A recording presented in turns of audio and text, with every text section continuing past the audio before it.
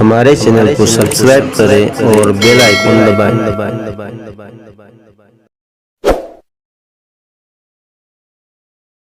أعوذ بالله من الشيطان الرجيم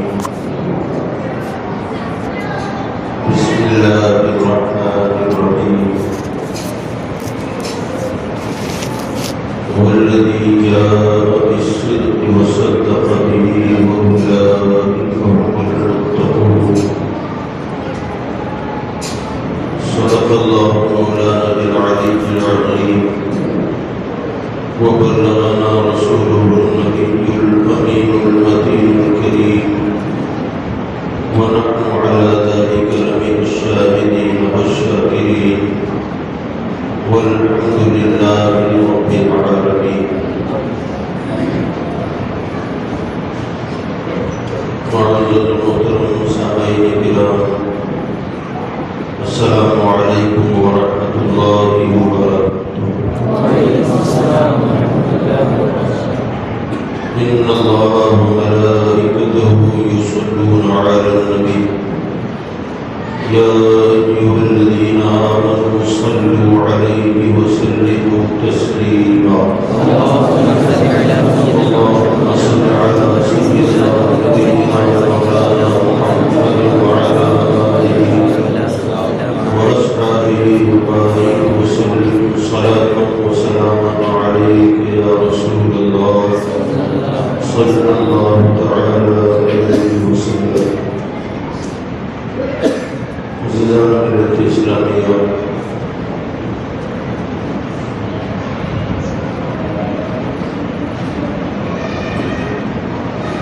ہمارے آقا صلی اللہ تعالی علیہ وآلہ وسلم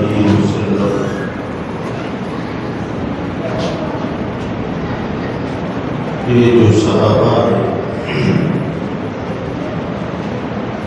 ان تمام صحابہ میں سب سے افضل، بلکہ پوری دنیا میں حضرت آدم سے لے کر صبح قیامت تک نبیوں رسولوں کے بعد سب سے افضل ترین شخصیت کا نام ابو بکر صدیق ہے. حالانکہ صحابہ کا جو مرتبہ ہے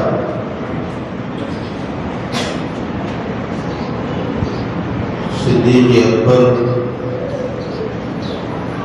یا کوئی ادنا صحابہ کے مرتبے ہیں، ان کے اپنے مقامات ہیں، مگر مجموعی طور پر ہمارے آقا صلی اللہ علیہ وسلم کے جو صحابہ ہیں ان کے مرتبے کے برابر صحابہ کے بعد صبح قیامت تک امت میں کوئی نہیں ہو سکتا.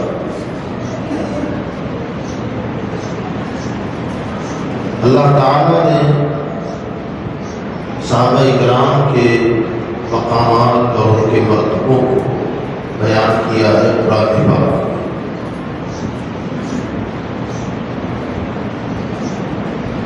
فرمایا کہ وہ لوگ جو پہل ایمان لائے، جب سرکار نے نبوت کا اعلان کیا اور اعلان نبوت کے ساتھ ہی جن لوگوں نے اسلام کو قبول کیا، وہ دور لوہے کے چنے چبانے کی مترادف تھا. اس زمانے میں ایمان قبول کر لینا مشکلات کو دعوت دینا کے برابر تھا. تو جنہوں نے پہلے ایمان لائے ان کا مرتبہ، پھر جنہوں نے اپنا دین ایمان بچانے کے لیے اپنے گھر بار کو چھوڑ دیا، وطن چھوڑ دیا، اللہ کے لیے ہجرت کی، پھر ان کا مقام. اور پھر وہ لوگ جنہوں نے ہجرت کرنے والوں کو سپورٹ کیا، پناہ دی، انہیں انصار کہا جاتا ہے. ان کا مرتبہ. تو یہ مقام مرتبے اللہ تعالیٰ نے قرآن پاک میں صحابہ کے بیان فرمائے اور انہیں یہ ڈگری اللہ نے عطا فرمائی رضی اللہ عنہم ورضوا عنہ کہ اللہ ان سے راضی ہو گیا اور وہ اللہ سے راضی ہو گیا. اب ذرا دیکھیں آپ کہ پوری دنیا اللہ کو راضی کرنا چاہتی ہے اور صحابہ کی جماعت وہ ہے جن کو اللہ ڈگری دے رہا ہے کہ میں راضی ہو گیا. تو صحابہ کے جو مرتبے اور مقامات ہیں اسی جماعت میں صحابہ کی جماعت میں سب سے ادنا اگر کوئی صحابی ہو نا کوئی ادنا صحابی جو ہے یہ صحبت سے بنا. صحابی صحبت سے بنا. اگر کسی شخص کو اس کو یاد رکھیں کہ صحابہ میں وہ صحابہ جو غیر مجتہد ہیں غیر مجتہد دیہاتوں میں رہتے تھے گاؤں میں رہتے تھے ایمان لائے حضور کے پاس آ کے کچھ بات چیت ہوئی دیدار ہوا صحبت بھی ابھی چلے گئے جو ضروری علم تھا وہ سیکھ لیا. اب زیادہ علم ان کے پاس نہیں تھا اب وہ غیر مجتہد ہیں. بعض صحابہ وہ ہیں جو مجتہد کے مقام پر فائز ہیں جو قرآن و حدیث سے مسائل کا استنباط کرنا جانتے ہیں وہ تو بڑے صحابہ ہیں. امت میں بعض ایسے بھی امتی ہوئے صحابہ کے بعد جن کا علم بعض صحابہ سے زیادہ ہے. بعض صحابہ سے علم میں صحابہ کے بعد میں لوگ صحابہ کے علم سے زیادہ علم رکھنے والے بھی ہوئے ہیں جیسے امام اعظم ابو حنیفہ امام شافعی امام مالک امام احمد بن حنبل. ان کا علم غیر مجتہد صحابہ سے زیادہ ہے کیونکہ یہ چاروں حضرات مجتہد ہیں. اسی کے ساتھ ساتھ بعض صحابہ سے کئی ایسے غیر صحابہ میں امت میں لوگ ملیں گے کہ جن کی عبادت بعض صحابہ سے زیادہ ہے. مثلا ایک روایت آپ کو سنا. حضور صلی اللہ علیہ وسلم سفر میں تھے. آپ نے کہیں پڑاؤ کیا رکے تو ایک مسافر وہاں سے گزر رہا تھا جو دیہاتی تھا. اس نے دیکھا کہ یہاں ایک قافلہ رکا ہوا ہے تو اس نے ہولیے سے لباس سے چہرے مہروں سے یہ پتہ لگایا کہ یہ ہم جیسے نہیں ہے. یہ قافلہ شاید ان لوگوں کا ہے کہ جن کو مسلمان کہا جاتا ہے شاید یہ اسلام کے ماننے والے ہیں. تو وہ ان کے پاس آیا اور کہا کیا تم لوگ مسلمان ہو؟ تو صحابہ نے کہا ہاں ہم مسلمان ہیں. تو اس آنے والے نے کہا کیا تمہارے قافلے میں وہ بھی ہیں جن پر تم ایمان لائے ہو؟ نبی ہیں تمہارے ساتھ؟ تو انہوں نے کہا ہاں ہے. تو اس آنے والے دیہاتی نے کہا کیا میں تمہارے پیغمبر سے ملاقات کر سکتا ہوں؟ تو کہا صحابہ منع کیوں کریں؟ کیونکہ صحابہ جانتے تھے کہ اگر اس نے ایک مرتبہ حضور سے ملاقات کر لی تو ایمان لانا ہی ہے. وہ جانتے تھے. انہوں نے کہا ہاں ابھی ہم سرکار سے اجازت دیتے حضور خیمے میں تھے. ایک صاحب آئے اور کہا رسول اللہ ایک دیہات سے کوئی شخص ہے مسافر ہے وہ آپ سے ملنا چاہتا ہے. حضور صلی اللہ علیہ وسلم نے فرمایا بلاؤ. وہ آیا. جیسے حضور کا چہرہ دیکھا اندر سے دل بولا کہ سوائے نبی کے کسی کا چہرہ نہیں ہو سکتا. سرکار کے پاس آیا، حضور نے بٹھایا اور اس نے یہ کہا کہ آپ اللہ کے نبی ہیں؟ آقا نے فرمایا ہاں میں اللہ کا نبی ہوں۔ تو کون سی دعوت دیتے ہیں آپ؟ تو آپ نے شرک سے بچنے کی بات کی، اللہ ایک ہے، اس کے سوا کوئی عبادت کے لائق نہیں، عبادت اس کی نہ کی جائے جس کو ہم نے بنایا ہے، عبادت اس کی جائے جس نے ہمیں بنایا ہے، عبادت کے لائق وہی ہے، اور وہ اکیلا ہے، نرما ہے، لم یلد ولم یولد ہے، اس کا کوئی جوڑ نہیں ہے۔ نماز قائم کرنا، صلہ رحمی کرنا، حرام کاموں سے بچنا، شراب نوشی سے بچنا، زناکاریوں سے بچنا، بچیوں کو زندہ درگور کرنے سے اپنے آپ کو روکنا، یہ تعلیم حضور نے اس کے سامنے بیان کی۔ تو اس نے کہا کہ مجھے کلمہ پڑھا دے، میں مسلمان ہونا چاہتا ہوں۔ سرکار نے کلمہ پڑھا دیا، سنے مسلمان ہو گئے۔ جتنی باتیں حضور نے اسے سکھائی انہوں نے اپنے دماغ میں بٹھا لی، کہا یا رسول اللہ تمنا تو یہ ہے کہ آپ پوری زندگی آپ کی خدمت میں گزار دو۔ سرکار نے فرمایا ہے جتنا میں نے سکھایا اسے اوروں تک پہنچاؤ، تمہیں اپنے گاؤں جانا ہے، اپنے وطن جاؤ۔ کہا ٹھیک ہے یا رسول اللہ جیسی آپ کی مرضی۔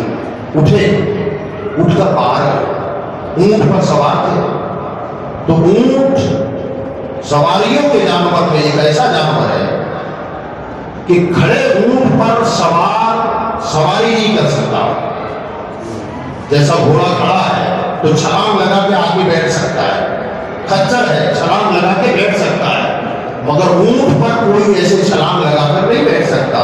اونٹ پر بیٹھنے کے لیے پہلے اونٹ کو بٹھانا پڑتا ہے، اونٹ پہلے بیٹھے گا، پھر سوار ہوگا اور پھر اس اونٹ کو اٹھایا جائے گا، اور جب اونٹ اٹھتا ہے تو وہ ہچکوڑے کھاتا ہے، یہ آپ نے دیکھا ہوگا، وہ جھٹکے دے گا، تو بیٹھنے والے کو اپنا بیلنس سنبھال کے بیٹھنا پڑتا ہے، وہ ہچکوڑے لیتا ہے، بیٹھنے والے کو جھٹکے لگتے ہیں۔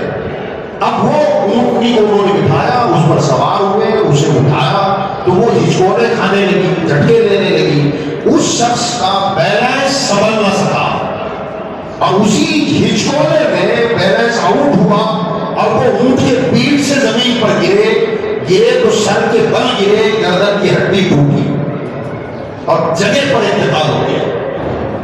صحابہ بڑے پریشان ہوئے، حضور کے پاس لے گیا، رسول اللہ ابھی جس نے کلمہ پڑھا، سرکار اونٹ سے گر کر موت ہو گئی۔ حضور باہر تشریف لایا، میرے آقا نے فرمایا سبحان اللہ، آقا فرماتے عمل کچھ نہیں کیا سیدھے جنت میں چلا گیا، عمل کچھ نہیں کیا سیدھے جنت میں چلا گیا۔ اب میں یہاں جو بات عرض کرنی ہے وہ یہ ہے، ایک بھی نماز پڑھی ہو نے؟ بولیے، روزہ رکھا، حج کیا، زکات دی، جہاد کیا، کچھ نہیں کیا، مگر اس صحابی کے مرتبے کے برابر، مرتبہ تو دور کی بات ہے، ان کے قدموں کی دھول کے برابر دنیا کا کوئی غوث اور قطب بھی نہیں ہو سکتا۔ یہ پوری دنیا کے علماء کا اتفاق ہے اس بات پر، ان کے مرتبے پر کوئی غوث، کوئی ابدال، کوئی قطب، کوئی غوث اعظم بھی ان کے برابر نہیں ہو سکتا۔ حالانکہ غوث اعظم کی شان یہ ہے کہ 40 سال تک عشاء کے وضو سے فجر کی نماز پڑھی ہے، مگر پھر بھی ان کے مرتبے کے برابر نہیں ہو سکتا۔ سوال یہ ہے کہ جس نے 40 سال عشاء کے وضو سے فجر کی نماز پڑھی ہو، 15 سال تک ایک بیت پر کھڑا ہو کر ہر رات ایک قرآن مکمل کرتا ہو، وہ شخص بھی اس بندے کے برابر نہیں ہو سکتا۔ تو آخر ان کے پاس نیکی کون سی ہے؟ وہ کون سا عمل ہے جس نے اس شخص کو، جس کے پلے ایک بھی سجدہ نہیں، ایک بھی رکوع نہیں، نہ نماز ہے، نہ روزہ ہے، نہ حج ہے، اس کا مقام اتنا بلند کہ 40 سال عشاء کے وضو سے فجر پڑھنے والا بھی برابری نہ کرے، 15 سال ایک رات میں ہر رات میں ایک قرآن پڑھنے والا بھی ان کی برابری نہ کرے۔ آخر ان کے پاس عمل کیا ہے جس نے اتنا بلند کر دیا؟ لمحوں کی لمحوں کا جو عمل تھا. ساری دنیا میں جتنی عبادتیں ہوتی ہیں تمام عبادتوں میں سب سے افضل عبادت اس بندے کے پاس تھی اور وہ عبادت ہے جمال مصطفیٰ کا دیدار. حضور کی صحبت جو چند لمحے ملی وہ صحبت نے انہیں اتنا اونچا کر دیا کہ دنیا کا کوئی کتب، کوئی ابدال، کوئی غوث، کوئی غوث اعظم ان کے برابر نہیں ہو سکتا. تو ان کے نام اعمال میں جو سب سے بڑی نیکی ہے صحبت مصطفیٰ، جمال مصطفیٰ کا دیدار. تو اب ذرا سوچیں آپ کہ وہ صحابی جس نے چند منٹوں کی صحبت پائی، چند منٹ حضور کا دیدار کیا، جب اس کا مرتبہ اتنا بلند ہے تو پھر ان کے بارے میں کیا خیال، جن کا بچپن مصطفیٰ کے ساتھ گزرا، لڑکپن مصطفیٰ کے ساتھ گزرا، جوانی مصطفیٰ کے ساتھ گزری، سفر مصطفیٰ کے ساتھ ہوا، حضر مصطفیٰ کے ساتھ، ہجرت بھی مصطفیٰ کے ساتھ، آگ میں مصطفیٰ کے ساتھ، گود میں مصطفیٰ لیتے ہیں، آنسو ٹپکا تو چہرے مصطفیٰ پر، کوئے رحال حضرت ابوبکر کی گود ہے اور صاحب قرآن، قرآن بننا ابوبکر کی گود ہے. آپ ذرا سوچیں، سفر ہجرت میں ساتھ ہے، مکہ میں ساتھ ہے، مدینہ میں ساتھ ہے، بدر میں ساتھ ہے، احد میں ساتھ ہے، خندق میں ساتھ ہے اور حد یہ کہ مزار میں بھی ساتھ ہے. تو جس کو اتنی صحبت ملی اس کا مقام کتنا بلند ہوگا، اور جس کو یہ صحبتیں ملی ان کا نام ابوبکر صدیق، وہ صدیق اکبر ہے، وہ جناب ابوبکر صدیق رضی اللہ. اچھا ایک روایت اور سن لیں. صحابہ کا جو مرتبہ ہے ان کا مرتبہ صحبت مصطفیٰ کی وجہ سے ہوا. امام اعظم ابو حنیفہ رضی اللہ تعالیٰ عنہ بیان فرماتے ہیں حدیث کو کہ حضور نے فرمایا کہ ابو بکر جو ہے، ابو بکر نبیوں کے بعد ان کا سب سے اونچا مرتبہ کیوں ہے؟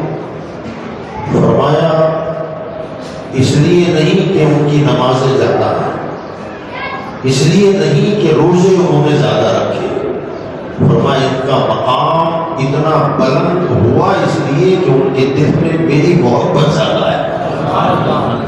محبت رسول نے انہیں افضل بنا دیا، سب سے اعلیٰ بنا دیا. یہ محبت ہی کا نتیجہ ہے کہ حضور صلی اللہ علیہ وسلم کے سب سے زیادہ معتمد، حضور جس پر زیادہ بھروسہ کرتے تھے وہ ابو بکر صدیق کی ذات، سیدنا ابو بکر صدیق. ورنہ ہجرت کا جو سفر ہے، ہجرت مکہ سے حضور نے فرمائی یہ رازداری کا سفر تھا، کیونکہ کسی کو پتا نہ چلے کہ میں نکلا، کسی کو پتا نہ چلے کہ میں کہاں جا رہا ہوں، کسی کو پتا نہ چلے کہ میں کون سے راستے سے گزر رہا ہوں. اس لیے صحابہ تو اور بھی تھے مگر حضور نے ابو بکر کا انتخاب کیوں کیا؟ وہ جانتے تھے کہ ابو بکر اپنی جان دے سکتا ہے، میرے راز کو کبھی فاش نہیں ہونے دے گا. ہاں جب ہجرت کا حکم آیا نا تو حضور صلی اللہ علیہ وسلم نے ابو بکر صدیق سے کہا کہ ہجرت کا حکم مل گیا ہے، اب دھیرے دھیرے لوگوں سے کہو کہ ہجرت کر جائیں. تو لوگ نکلنے لگے. اس وقت ابو بکر صدیق نے کہا تھا یا رسول اللہ صلی اللہ علیہ وسلم کیا آپ بھی ہجرت فرمائیں گے؟ آقا نے فرمایا ہاں میں بھی مکہ چھوڑ دوں گا. ابو بکر صدیق نے کہا تھا یا رسول اللہ صلی اللہ علیہ وسلم آپ کے ساتھ سفر میں بھی کوئی ہوگا؟ تو آقا نے فرمایا ہاں ابو بکر تم ہو گے. انہوں نے کہا ٹھیک ہے. اب لوگوں نے سفر شروع کر دیا. جس رات حضور کو ہجرت فرمانی تھی اس رات سرکار مدینہ صلی اللہ علیہ وسلم اپنے حجرے سے حضرت علی کو اپنے بستر پہ لٹا کر سیدھے رات کے اندھیرے میں صدیق اکبر کے دروازے پر گئے اور جا کر کے دروازے کو کھٹکھٹایا. جیسے ہی دروازہ کی کنڈی دروازہ کھلا، ابو بکر روڈ پر کہا چلیے یا رسول اللہ، اگر میں آپ کے گھر آؤں آدھی رات کو، دروازہ ٹھوکوں، پہلا سوال آپ کا ہوگا کون؟ برابر ہے؟ میں کہوں ذاکر رضا، آپ کہیں گے ہاں حضرت ابھی آتا ہوں، آدھی رات ہے، آپ کپڑا پہنیں گے، دروس پہنیں گے سب، پھر دروازہ کھلے گا، کم سے کم 5 منٹ، کم سے کم اگر ہوگا 5 منٹ کے بعد کون ہے سوال، اگر واقعی جانا پہچانا ہے تب بھی اپنے آپ کو لباس پہننا ہے، لنگی درست کرنا ہے نا وغیرہ، اس کام میں پھر دروازہ کھولنے کے تک 5 منٹ تو کم سے کم لگے گا۔ سرکار فرماتے میں نے دروازہ کھولا، دروازہ کھلا، ابو بکر باہر نکلے، تب چلیے حضور رکے، حضور نے فرمایا ابو بکر سوئے نہیں؟ بھئی آدھی رات کو وہ تو میں نے مختصر بتایا کہ کون ہے، پوچھے گیا پہلے تو 10 مرتبہ ٹھوکنا پڑے گا تب جاگے گیا، پھر پوچھیں گے کون ہے، مگر سرکار نے فرمایا ابو بکر سوئے نہیں؟ فرمایا نہیں یا رسول اللہ، فرمایا نیند نہیں؟ فرمایا نہیں، میں نے تو اسی دن سے سونا ہی بند کر دیا۔ سبحان اللہ۔ آپ نے جس دن مجھ سے کہا تھا کہ سفر میں تم میرے ساتھ رہو گے مگر تاریخ نہیں بتائی تھی، دن نہیں بتایا تھا، اسی دن سے میں نے بستر سے اپنی پیٹھ نہیں لگائی کہ میں سوتا رہوں اور حضور کو تکلیف ہو، پوری رات دروازے سے پیٹھ لگا کے کھڑا رہتا ہوں اور آپ کے انتظار میں رہتا ہوں کہ اب آئیں گے، اب آئیں گے، اب آئیں گے۔ آقا رات بھر اپنے پیٹھ کو دروازے سے لگا کے رکھتا ہوں، جیسے آپ کی نے دروازہ کھٹکھٹایا میں تیار ہوں۔ اور ابو بکر صدیق کوئی مزدور آدمی نہیں تھے، بزنس مین تھے۔ حضور نے فرمایا کسی کا لینا دینا بیچنا خریدنا اصل اسی دن سب بند، کیونکہ مجھے پتا نہیں تھا کہ کب تشریف لائیں گے، سوتا رہوں گا تو آپ کو تکلیف نہ ہو انتظار کی، لینے دینے کا معاملہ اسی دن پورا کر لیا تھا، آج مکمل تیار ہو، چلیے۔ سرکار کو ساتھ لے کر کے سرکار نکل پڑے اور مکہ شہر سے کچھ فاصلے پر اب تو شہر میں آ گیا جبل شور، زمین کی سطح سے پہاڑ کی بلندی 5000 فٹ ہے، اس کی جو اونچائی ہے نا پہاڑ کی 5000 فٹ وہ بلند ہے۔ اس طرف سرکار مدینہ صلی اللہ علیہ وسلم نے فرمایا کہ ہمیں اس پہاڑ پہ جانا ہے، چلو چلیے۔ اب آپ سوچیں جوان آدمی بھی اگر اس پہاڑ پر چڑھنا شروع کرتے نا، آج 1450 سال کے بعد راستے بن گئے، راستہ بنا ہوا ہے، لوگ بنا رہے ہیں، جگہ جگہ پر سیڑھی جیسا دادر وغیرہ بنا رہے ہیں، زینہ بنا رہے ہیں، راستہ ہموار ہو رہا ہے، تب بھی جوانوں کے پسینے چھوٹ جاتے ہیں، جوانوں کے پسینے چھوٹتے ہیں، مگر اس وقت وہاں جانے کا کوئی راستہ نہیں تھا اور اس مقام پر جانا ہے۔ ابو بکر صدیق نے کہا یا رسول اللہ دشمن تلاش میں ہے، آقا بلندی زیادہ ہے، سرکار میں چاہتا ہوں کہ آپ میرے کاندھے پر سوار ہو جائیں، میں آپ کو کاندھے پر لے کے چڑھوں گا۔ یہاں ایک بات اور کر دو، گھڑیاں نہیں میرے پاس ٹائم نہیں، حضرت علی نے ایک مرتبہ صحابہ سے پوچھا تھا مجھے بتاؤ بہادر تمہاری نظر میں کون ہے؟ تو صحابہ نے کہا علی آپ، کیونکہ شاہ مرداں شیر یزداں قوت پروردگار لا فتح الا علی لا سیف الا ذوالفقار، علی جیسا مرد نہیں اور ذوالفقار جیسی کوئی تلوار نہیں۔ حضرت علی نے فرمایا تمہاری نظر میں بہادر میں ہوں، میری نظر میں ابو بکر ہے، طاقتور ابو بکر ہے۔ یہ جملہ ایک مقام پر ہے مگر میں اس کو ذرا جوڑتا ہوں، آپ دیکھیں حضرت علی نے ساری دنیا حضرت علی کو بہادر طاقتور جنگجو مانتی ہے اور حضرت علی سب سے زیادہ طاقتور ابو بکر کو مانتے ہیں۔ ریزن کیا ہے؟ سن 8 دیکھا جب حضور نے مکہ فتح کیا. مکہ فتح کرنے کے بعد کعبے میں جو بت تھے حضور باہر تھے حرم شریف سے مسجد سے باہر تھے. فرمایا یہ سارے بت توڑ توڑ کے باہر پھینکو. صحابہ اٹھا اٹھا کر پھینکتے تھے سب پتھر کے مجسمے. کہا یا رسول اللہ صاف ہو گیا آپ تشریف لائے. حضور تشریف لائے تو دیکھا کعبے کی چھت پر بت رکھے ہوئے تھے. حضور نے فرمایا ان کو نہیں گرایا؟ تو یا رسول اللہ بلندی زیادہ ہے ہاتھ نہیں پہنچا اس لیے چھوڑ دیا. حضور نے فرمایا نہ اسے بھی گراؤ. پھر کیا ہوا؟ فرمایا علی کہاں ہے؟ علی کو بلاؤ. حضرت علی آ گئے. حضور کعبے کی دیوار کے پاس بیٹھ گئے اور کہا علی میرے کاندھے پر چڑھ جاؤ پھر میں کھڑا ہو جاؤں گا تمہارا ہاتھ پہنچے گا بتوں کو گراؤ. حضرت علی کانپ گئے. کہا یا رسول اللہ میرا قدم آپ کا کاندھا مجھے یہ گوارا نہیں ہے. سرکار بہتر یہ ہے کہ میرے کاندھے پر آپ چڑھیں اور آپ اپنے ہاتھوں سے بتوں کو گرا دیں. حضور نے فرمایا نہ علی تم میرے کاندھے پر چڑھو. تو حضور حضرت علی نے کہا نہ یا رسول اللہ میری ہمت نہیں ہے آپ میرے کاندھے پر چڑھ جائیں. سرکار نے کیا جملہ فرمایا تھا؟ آقا نے فرمایا علی تیرے کاندھوں میں وہ طاقت نہیں ہے کہ نبوت کا بوجھ اٹھا سکے. بہتر یہی ہے کہ تو میرے کاندھے پر چڑھ کے اسے توڑ. حضرت علی نبوت مصطفیٰ کے کاندھوں پر چڑھے. آقا نے منع کیوں کیا؟ فرمایا تیرے کاندھوں میں وہ طاقت نہیں ہے کہ نبوت کے بوجھ کو اٹھا سکے.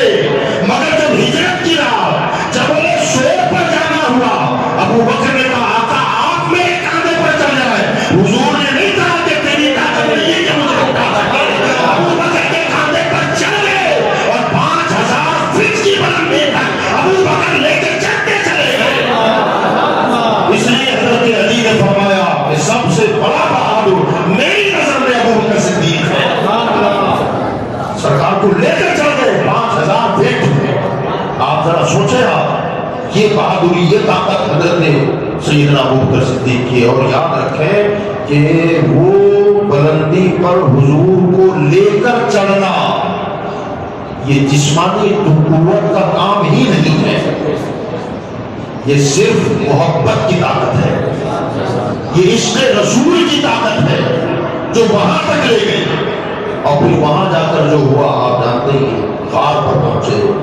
کہ رسول اللہ آپ باہر رہے میں جاؤں گا. حالانکہ آگے آگے کوئی پیر صاحب ہیں حق کے مرشد ہیں استاد ہیں ان کے بھی آگے آپ نہیں چلتے ان کے پیچھے چلتے. وہ تو نبی ہے. حضور کو روک کر کہتے ہیں میں جاتا ہوں تو کیا بے ادبی کی؟ نہ اندر کوئی اگر خطرہ ہو تو میں مر جاؤں. حضور سلامت رہے. کوئی خطرہ ہو میں برداشت کروں. اندر گئے دان کی صفائی کر دی. حضور کو اندر بلا دی اور اندر بلانے کے بعد حضور نے اپنا سر ابو بکر کی گود میں رکھ دیا. ذرا سوچیں آپ نبی کا طلبہ وہ ہے جسے جبریل بوسہ دیتے ہیں. طلبہ وہ ہے جسے جبریل بوسہ دیتے ہیں. تو ذرا سوچیں جس کا قدم ایسا ہو اس مصطفیٰ کا سر کیسا ہوگا. اور وہ سر ابو بکر کی گود میں ہے. وہ سر ابو بکر کی گود میں ہے. اور یاد رکھیں اب یہ منزل وہ ہے غار کی وہ منزل کہ گود میں مصطفیٰ کا سر ابو بکر بیٹھے ہیں. ذرا سوچیں آپ تھوڑا تصور کریں آپ کی کیا منظر ہوگا یار. نظر صرف ابو بکر کی چہرہ صرف مصطفیٰ کا. کوئی دوسرا تکنے والا نہیں. تکنے والی آنکھ ابو بکر کی ہے اور چہرہ مصطفیٰ کا ہے. ذرا سوچو کتنا فیض لیا ہوگا. ہاں یہ جو ایک خلوت ہوتی ہے خلوت مستقل ٹاپک ہے. آپ نے سنا ہوگا حضرت سیدنا خواجہ باقی باللہ نان بھائی سنا ہے. ہاں مہمان آئے رات ہو گئی تو روٹیاں ہوٹل تھی. ہوٹل والا آدمی نان بھائی مطلب ہوٹل والا. کہا کہ حضرت کے یہاں پر مہمان آئے ہیں लंगर का खाना खत्म हो गया होगा, नया बनाना पड़ेगा। नौकर से पूछा कुछ खाना है, तो खाना हुआ है तो मैं जल्दी गर्म कर, मैं खुद हजरत की बारगाह में लेके जाऊंगा। हजरत बाकी बिल्ला वो है जो मुजद्दिद अल-फिसानी के पीर साहब हैं, हुजूर मुजद्दिद अल-फिसानी के पीर मुर्शिद। इस नान भाई ने होटल वाले ने खाना वगैरह गर्म करवाया, बर्तन भरे और अपने सर पे लेके निकल पड़ा। अभी वह मेहमान पहुंचे और पीछे से खाना लेके आ गया। हजरत बाकी बिल्ला ने फरमाया कि क्या है? तो हुजूर अभी मेहमान आए, उनके लिए खाना लाया। हजरत ने फरमाया आज तो तूने फकीर को खुश कर दिया। कहा क्या मांगता है? सवाल कर। तो कहा हुजूर जो मांगूंगा दे देंगे आप? तो कहा बिल्कुल दे दूंगा, फकीर की जबान से निकल गया। तो वो होटल वाला कहने लगा हजरत जब मुतलक कह दिया जो मांगना है मांग और वादा कर लिया कि देंगे, तो मुझे कुछ नहीं चाहिए, मुझे अपने जैसा बना दो, मुझे अपने जैसा बना दो। ख्वाजा बाकी बिल्ला ने फरमाया होश कर, क्या मांग लिया तुमने? बरसों मेहनत के बाद जो चीज मैंने हासिल की है तो मिनटों में ले लेगा? तो कुछ और मांग करना, वादा किया है आपने, जो मांगेगा दे दूंगा। तो क्या परेशानी होगी? क्या उसकी फिक्र आप न करें, मेरी जो परेशानी होगी वो मेरा मसला है, आप अपने वादे के मुताबिक काम करें। हजरत ने फरमाया सोच, बर्तन छोटा है चीज बड़ी है, कहीं फट न जाए, तो वो मेरा मसला है, आपका काम देना है। हजरत ने हाथ पकड़ा और हुजरे में ले गए, और जब तवज्जे डाली ना, तवज्जे खलवत में, कमरे खास में खास तवज्जे, चंद लम्हों के बाद जब बाहर निकले तो खानकाह में मौजूद लोगों का बयान है कि पता ही नहीं चलता था कि नान भाई कौन है और बाकी बिल्ला कौन है। बस फर्क इतना था कि बाकी बिल्ला होश में थे, नान भाई बेहोश था। हजरत ने संभाल के उसे लाया, 3 दिन बेहोश रहा और चौथे दिन मौत हो गई। हजरत ने फरमाया मैं पहले कहता था चीज बड़ी मांग ली, बर्तन छोटा है, बर्दाश्त नहीं कर सका, मौत हो गई। एक वली की तवज्जे एक कमरे में चंद लम्हे अगर पड़ जाए तो बंदा क्या से क्या हो जाए। गाए शोर में खास तवज्जे में हजरत अबू बकर 3 दिन थे, 3 दिन 3 रातें, और वली नहीं नबूवत की नजर में थे, निगाहे नबी में थे। तो जरा सोचो मुस्तफा ने अबू बकर को क्या बना दिया होगा, कितना कुछ नवाज दिया होगा उस बंद कोठरी में। हजरत फिर क्या हुआ, दुश्मन आए, सुना है ना, वहां तक पहुंचे, घूम रहे हैं, अबू बकर सिद्दीक़ ऐसा है, उनके पैर नजर आ रहे हैं। कहा या रसूल अल्लाह ये तो अगर अपने पैरों को भी दुश्मन देखेगा तो हम नजर आ जाएंगे, पकड़े जाएंगे, चक्कर मारे। अब तारीख में जो है ना, तारीख में मौलिकीन ने सीरत की किताबों में जो देखा जो हुआ वो बयान किया जाता है। ये है किसी ने कहा बिजगार में देखो, तो वहां क्या था? मकड़ी का जाला, कबूतर का जोड़ा, उसके अंडे, वहां दरख्त निकला हुआ था। और वो किसी ने कहा कि इसमें क्या देखेंगे, अगर कोई आदमी अंदर जाएगा तो मकड़ी का जाला टूटेगा, कबूतर के अंडे बिल्कुल खार के मुंह पे हैं, कोई जाएगा धक्का लगेगा तो अंडे टूट जाते हैं। इसका मतलब है अंदर कोई गया नहीं, अंदर कोई गया नहीं, वो चले आए। तारीख में यही है कि वो अगर अंदर जाते तो अगर जाते तो जाले टूटते, लेकिन दुश्मन अगर जाला की परवाह ना करता, अंडे की तरफ तवज्जे ना देता और सोचता कि चलो आए हैं तो देख लो, अगर देख लेते अंदर चले जाते तो क्या होता? पकड़े जाते जी, ये है ना, पकड़े जाते। आला हज़रत फरमाते ना, फरमाया ये जाला, ये दरा, पौधा, ये अंडे, ये तो ज़ाहिरी असबाब है। फरमाया अगर अंदर दुश्मन चला भी जाता तो क्या मुस्तफा को पकड़ पाता? क्या फरमाते हैं अल्लाह हज़रत? फरमाते जान है, जान है, जान क्या नजर आए, ہماری غار میں بھی تو جان ہے. یہ جو باڈی ہے یہ بھی تو غار ہے, اس میں ہماری جان ہے. نظر آتی ہے کیا جی؟ نہیں آتی نظر. میری ہے مجھے نظر نہیں آتی تو دوسروں کو کیا نظر آئے گی؟ میرے اندر ہے اور میں نے نہیں دیکھا تو دوسرا کیا دیکھے گا؟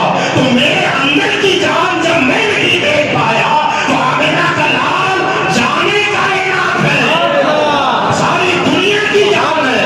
اعلیٰ حضرت فرماتے ہیں جان ہے, جان کیا نظر آئے؟ کیوں عدو گرتے گان گھوم پھرتے ہیں؟ یہ دشمن غار کے ارد گرد کیوں گھوم رہے؟ ارے وہ جان ہے, جان نظر ہی نہیں آتی. اگر آ بھی جاتے تو نظر نہیں آتی. ایک روایت حضرت امام غزالی کی آپ کو بتا دوں. امام غزالی نے اپنی کتاب میں اس کو تحریر کیا ہے, غالباً مکاشفۃ القلوب میں شاید اس میں ہے. فرماتے ہیں کہ جب ابو بکر نے پہلے دیکھے نا دشمن کے تو گھبرا گئے, رسول اب کیا ہوگا؟ تو امام غزالی نے لکھا ہے کہ حضور نے فرمایا لا تخف, خوف کیوں کرتا ہے؟ کہ ادھر سے آئیں گے تو ہم ادھر سے نکلیں گے. اب غار بند ہے, راستہ ایک ہی ہے. حضور نے کہا کہ گھبراتے کیوں؟ یہ ادھر سے آئے گا تو ہم ادھر سے نکلیں گے. حضور نے جب ایسا کیا نا تو ابو بکر کی نظر ادھر پڑی, تو ابو بکر صدیق کا بیان ہے خدا کی قسم ادھر دوسرا دروازہ تھا.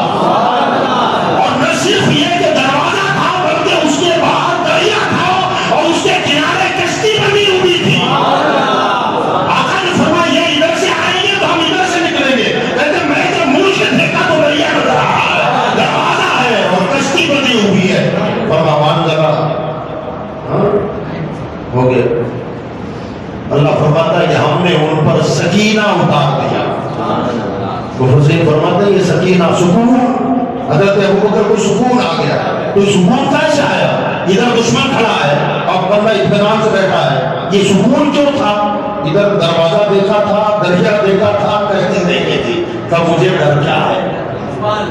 تو یہ سیدنا ابو بکر صدیق کی ذات ہے. وقت ہو گیا. اللہ پاک مجھے آپ کو تمام صحابہ سے اور بالخصوص صدیق اکبر سے